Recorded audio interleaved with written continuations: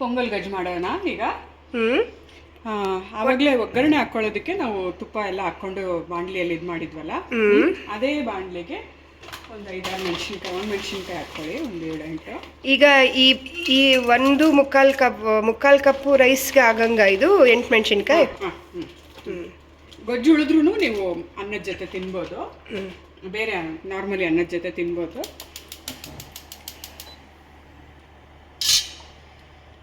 So ಉಳಿದಿರೋ ತುಪ್ಪದಲ್ಲೇ ಒಂಚೂರು ಮೆಣಸಿನ್ಕಾಯಿ ಬಿಸಿ ಮಾಡ್ಕೊಳ್ಳಿ. 1 ಮಿನಿಟಾ? Golden roast? ನಾರ್ಮಲಿ ಯಾವಾಗಲೂ ಮೆಣಸಿನ್ಕಾಯಿ ಹುರ್ಕೋತೀವಲ್ವ ಆ ಥರ. ರೋಸ್ಟ್ ಆಗಿದೆ, ಬೇಕಾಗಿರೋ ಅದಕ್ಕೆ ಇದೆಲ್ಲ ಒಂದು ಮಿಕ್ಸಿಗೆ ತೊಗೊಳ್ಳಿ. ಕೂಲ್ ಆಗಬೇಕಾ? ಏನು ಬೇಕಾಗಿಲ್ಲ, ಡೈರೆಕ್ಟಾಗಿ ಮಿಕ್ಸಿಗೆ ತೊಗೊಳ್ಳಿ. ಸ್ಟವ್ ಆಫ್ ಮಾಡಿಕೊಂಡು 1 ಹ್ಯಾಂಡ್ಫುಲ್ ಕಡಲೆಪಪ್ಪು, ಒಂದಿಷ್ಟು ಒಳ ಹಿಡಿಯಷ್ಟು ಕಡಲೆಪಪ್ಪು, ಒಂದು 3/4 ಸ್ಪೂನ್ ಜೀರಿಗೆ, ಅದೆಲ್ಲ ಪೌಡರ್ ಮಾಡ್ಕೊಳ್ಳಿ. ಎರಡು ಲಿಂಕ್. ಫೈನ್ ಗ್ರೈಂಡಾ ಇಲ್ಲ ಕೋರ್ಸ್? ಫೈನ್ ಗ್ರೈಂಡ್ ಮಾಡ್ಕೊಳ್ಳಿ. ವಾಟರ್ ಹಾಕ್ಬೇಕಾ? ಇಲ್ಲ, ಪೌಡರ್ ಮಾಡ್ಕೊಳ್ಳಿ.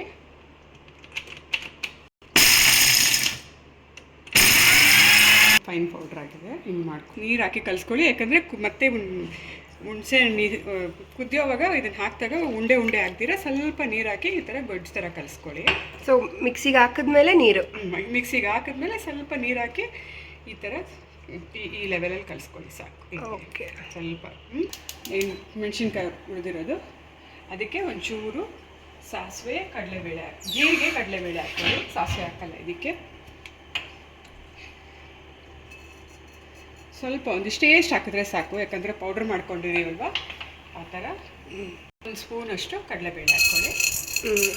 ಫ್ರೈ ಸ್ವಲ್ಪ ಗೋಲ್ಡನ್ ಬ್ರೌನ್ ಆಗೋವರೆಗೂ ರೋಸ್ಟ್ ಮಾಡ್ಕೊಳ್ಳಿ. ಇದಕ್ಕೆ ಒಂದು ಚಿಕ್ಕ ನಿಂಬೆಹಣ್ಣು ಗಾತ್ರದಷ್ಟು ಹುಣಸೆ ಹಣ್ಣು ನೆನೆಸ್ಕೊಂಡಿದ್ದೀನಿ, ಅದನ್ನು ಕಿವುಚ್ಕೊಂಡಿದ್ದೀನಿ, ಅದನ್ನು ಹಾಕ್ಕೊಳ್ಳೋಣ. ಖಾರ ಹಾಕ್ಕೊಳ್ಳಿ, ಸ್ವಲ್ಪ ಬಿಸಿ ಹಾಕಿದ್ರೆ.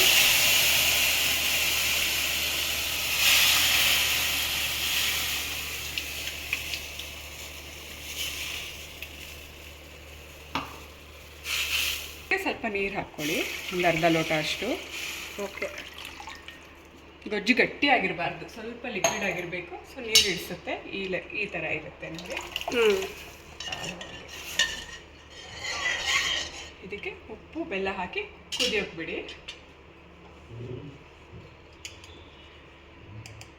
ರುಚಿಗೆ ತಕ್ಕಷ್ಟು ಉಪ್ಪು ಹಾಕ್ಕೊಳ್ಳಿ. ನಾನಿಲ್ಲೊಂದು ಅರ್ಧ ಸ್ಪೂನ್ ಅಷ್ಟು ಹಾಕ್ತಾ ಇದ್ದೀನಿ.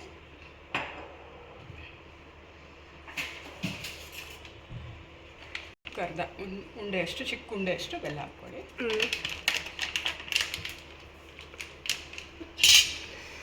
ಇದು ಕುದಿಬೇಕೀಗ, ಚೆನ್ನಾಗಿ ಕುದಿ ಬರಬೇಕು. ಆಮೇಲೆ ಮಿಕ್ಸಿ ಹಾಕಿರೋದು ಇದ್ರಿಗೆ ಹಾಕೊಂಡು ಕುದಿಸೋದು. ಹೌದು. ಓಕೆ. ಒಂದು ಸ್ವಲ್ಪ ಹಾಕ್ಕೊಳ್ಳಿ, ಜಾಸ್ತಿ ಏನು ಬೇಡ, ಒಂದಿಷ್ಟು ಎಷ್ಟು ಹಾಕ್ಕೊಳ್ಳಿ. ಕರಿಬೇವಿನ ಸೊಪ್ಪು, ಯಾರು ಫ್ರೆಶ್ ಕರಿಬೇವಿನ ಸೊಪ್ಪೆ ಬೇಕು ಅಂತ ನೋಡ್ತಾರೆ. ಒಂದೊಂದು ಸಲ ಜಾಸ್ತಿ ತಂದಾಗ ಕರಿಬೇವಿನ ಸೊಪ್ಪು ವೇಸ್ಟ್ ಮಾಡ್ದಿರ ಅದೆಲ್ಲ ಎಲೆ ಎಲ್ಲ ಬಿಡಿಸ್ಬಿಟ್ಟು ನೀರಲ್ಲಿ ತೊಳೆದ್ಬಿಟ್ಟು ಚೆನ್ನಾಗಿ ಒಂದು ಬಟ್ಟೆ ಮೇಲೆ ಅಥವಾ ಟವಲ್ ಮೇಲೆ ಹಾಕಿಬಿಟ್ಬಿಟ್ರೆ ಅದು ಡ್ರೈ ಆಗುತ್ತೆ, ಒಣಗುತ್ತೆ. ಅದೊಂದು ಬಾಕ್ಸ್ಗೆ ಹಾಕಿಟ್ಕೊಂಡ್ರೆ ಯಾವಾಗ ಬೇಕಂದ್ರೂ ಫ್ರೆಶ್ ಎಲೆ ಇಲ್ಲ ಅಂದಾಗ ಅದನ್ನು ಉಪಯೋಗಿಸ್ಕೋಬೋದು. ಇದೊಂಚೂರು ಒಂದು ಡ್ರಾಪ್ ತೊಗೊಂಡು ಟೇಸ್ಟ್ ನೋಡ್ಬೋದು, ಹುಳಿ ಬೆಲ್ಲ ಕಾಂಬಿನೇಷನ್ ಕರೆಕ್ಟಾಗಿದೆಯಾ ಅಂತ. ಅಕಸ್ಮಾತ್ ಹುಳಿ ಮುಂದೆ ಇದ್ದರೆ ಒಂಚೂರು ಬೆಲ್ಲ ಹಾಕ್ಕೊಳ್ಳಿ. ಇದಕ್ಕೆ ನಾವೀಗ ಆಲ್ರೆಡಿ ಉಪ್ಪು ಹಾಕಿದ್ದೀವಲ್ಲ? ಉಪ್ಪು ಬೆಲ್ಲ ಹಾಕಿರೋದು. ಓಕೆ. ಇದು ಕುದಿ ಬರಲಿ. ಈ ಕಲಸಿಟ್ಕೊಂಡಿರೋ ಪುಡಿನ ಇದಕ್ಕೆ ಹಾಕಿ ಕಲಿಸ್ಬಿಡೋಣ.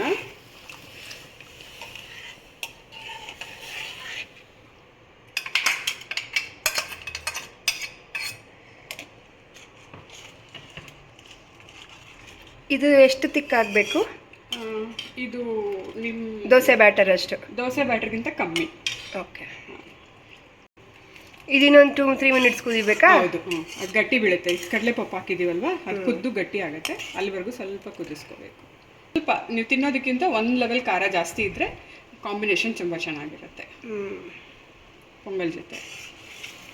ಇದು ಇನ್ ಕೇಸ್ ಗೊಜ್ಜು ಉಳಿ ತನಕ ಇದನ್ನ ಏನೇನಕ್ಕೆ ಯೂಸ್ ಮಾಡ್ಬೋದು? ನಾರ್ಮಲ್ ರೈಸ್ ಜೊತೆ ತಿನ್ಬೋದು, ಇಲ್ಲ ಆಲೂಗಡ್ಡೆ ಹ್ಞೂ ಆ ಥರದ್ದು ಏನಾದರೂ ಬೇಯಿಸ್ಕೊಂಡ್ಬಿಟ್ಟು ಇದಕ್ಕೆ ಮಿಕ್ಸ್ ಮಾಡಿಬಿಟ್ರೆ ಗೊಜ್ಜಾಗತ್ತೆ, ಚಪಾತಿ ಗೊಜ್ಜು ಥರ ಆಗುತ್ತೆ. ಸೊ ಮತ್ತೆ ಇನ್ನೊಂದ್ಸಲ ಪೊಂಗಲ್ ಬೇಕಾದ್ರೂ ಮಾಡ್ಕೋಬೋದು 2-3 ದಿನ ಬಿಟ್ಟು. ಫ್ರಿಜ್ಜಲ್ಲಿ ಇಟ್ಟರೆ 1 ವೀಕ್ 1 ವೀಕ್ ಇರಲ್ಲ, 3-4 ದಿನ ಇರುತ್ತೆ. ದೋಸೆ ಹಿಟ್ಟಿಗಿಂತ ಗಟ್ಟಿ ಸ್ವಲ್ಪ ನೀರಿದೆ, ದೋಸೆ ಹಿಟ್ಟು ದೊಡ್ಡ ಕಮ್ಮಿ ಇದೆ. ಇವಾಗ ಆಫ್ ಮಾಡಿಕೊಂಡ್ರೆ ಸಾಕು, ತಣ್ಣಗಾಗೋಷ್ಟಕ್ಕೆ ಇನ್ನೊಂದು ಸುತ್ತು ಗಟ್ಟಿ ಆಗುತ್ತೆ. ಡನ್. ಡನ್. ಪೊಂಗಲ್ಗೆ ಗೊಜ್ಜು ಡನ್. ಪೊಂಗಲ್ಗೆ ಗೊಜ್ಜು ರೆಡಿ, ರುಚಿಯಾದ ಗೊಜ್ಜು ರೆಡಿ.